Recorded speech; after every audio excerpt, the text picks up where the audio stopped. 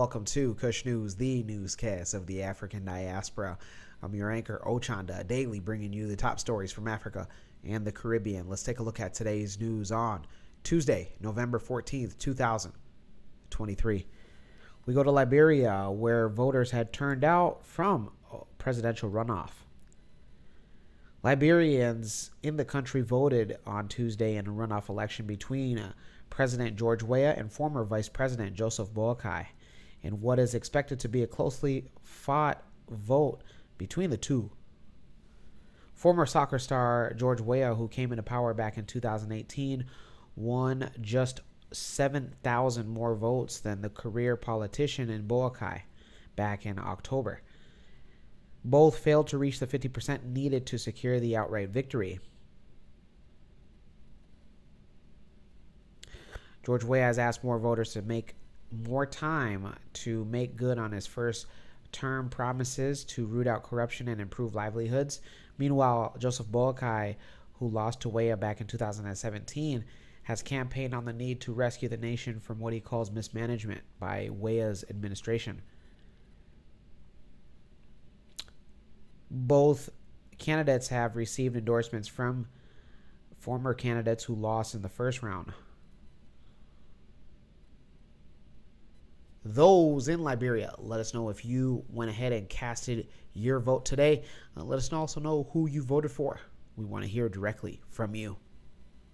Let's go to Sudan, where two dignitaries are bearing a hatchet and agreeing to something substantial. Sudanese leader of the National Army, Abdel Fattah al-Burhan, and Kenya's President William Ruto have reached an agreement to endorse the peace process in Jeddah, aimed at resolving the conflict in Sudan. This development marked a substantial easing of tensions between the two leaders and demonstrated a shared commitment to promoting peace in the region. The resolution was reached during a meeting between the two leaders in Nairobi, with the specific details only being discussed by diplomatic sources. Burhan's trip to Nairobi came after a series of back channels between the two capitals, as well as a brief meeting between President Ruto on the sidelines of the Saudi African Summit in Saudi Arabia last week. According from a dispatch, the summit will also agree on a framework for an all-inclusive Sudanese dialogue. The declaration represents a potential win for both leaders. For Ruto, it indicates a reconciliation with Burhan, who had previously publicly mocked Ruto and threatened to withdraw from the igad, known as the Intergovernmental Authority on Development. For Burhan, this win would make significant recognition as the legitimate leader of Sudan, despite remaining in power following a coup and facing many challenges in the transitional process since removing former leader Omar al-Bashir. Since the breakout of the war back on April 15th of this year, fighting has concentrated around the capital city of Khartoum and also the Darfur region. Burhan has undertaken diplomatic visits to all neighboring countries, including Saudi Arabia and other countries in the Mideast. Despite these efforts, he's faced challenges from those who's considered his opponent, Mohammed Hamdan Dagalo, aka Hameti. Various peace initiatives emerged during the conflict, with IGAD pursuing a parallel peace effort involving Kenya, Ethiopia, South Sudan, Djibouti. However, Khartoum has rejected this quartet, particularly after individual countries was excluded from the initial mediation role. Those in Sudan, let us know your thoughts. Let us know on what you think. Finally, Burhan and Ruto making some type of progress on coming to talks mano a mano. Let's go to the Caribbean and end it there. We go to St. Vincent and the Grenadines, where the Prime Minister has urged undocumented individuals to regularize their status.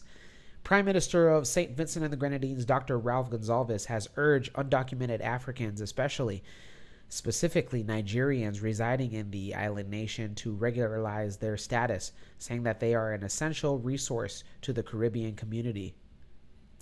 Gonzalez, who visited Nigeria earlier this month where he gave a speech at Bells University, said that an estimated 300 to 500 Nigerians have been residing in the country and that a significant number of them came from a university in Dominica following the devastation caused by Hurricane Maria.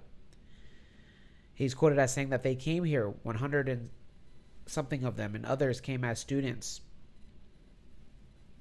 Some of these have been left stranded doing some work of one kind or another. Some have changed their courses. And many of them are what you call now undocumented. That is to say that they don't have a status.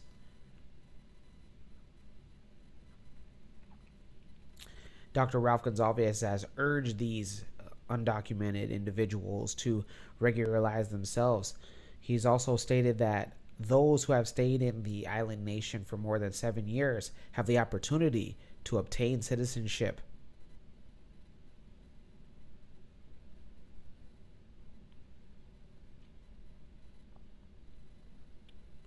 Those in St. Vincent and the Grenadines, let us know your thoughts on you guys seeing your guys' African brothers in the island nation.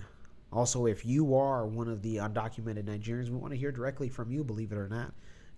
We want to hear your side of the story. When we come back, we'll have today's African proverb of the day.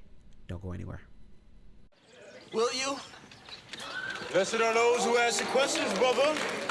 Whitley, I love you, and if you'll have me, I want you to be my wife. What the hell are you doing? Hey, I'm sorry, Byron. I love her. Die! Just die!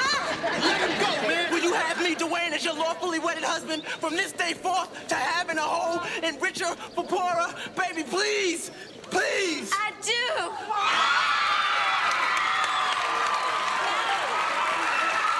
Wait, you all heard it? You heard it? She said, and I do! But to whom? Well,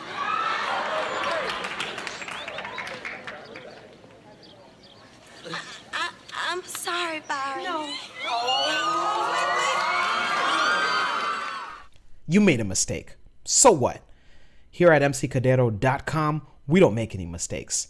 For your next wedding, second wedding, third wedding, fourth wedding, hell, even your fifth wedding, book us at www.mccadero.com, the official website of the #1 MC in the game.